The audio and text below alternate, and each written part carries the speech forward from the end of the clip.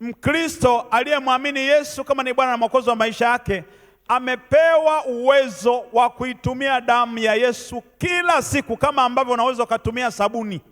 Wangapi wanaweza kukwepa sabuni kwa siku, kila siku? Hakuna anayekwepa sabuni. Utakutana nayo kwenye vyombo, utakutana nayo unapooga, utakutana nayo unaponawa, kila mahali utakutana na damu na sabuni. Ni hatari sana kwa Mkristo kuto kujua matumizi ya damu katika siku zake za kila siku. Ni lazima ujue damu ya Yesu inatumika kila kunapoitwa leo, na haiishi. Ipo kuwahudumia watu wote, haiishi, haina kikomo.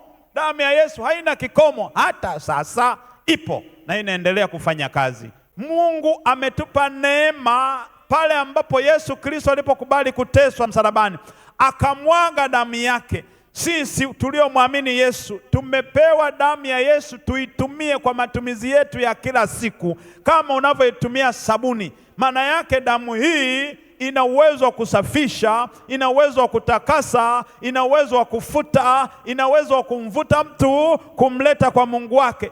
Kwa nini usiitumie? Maana yake tumepewa mamlaka na uwezo wa kuitumia hii damu ya Yesu kila wakati, tukiamini kwamba tunatumia damu ya Yesu Kristo kila siku. Damu ya Yesu haina kikomo. Unayenisikia sasa, damu ya Yesu haina kikomo kabisa.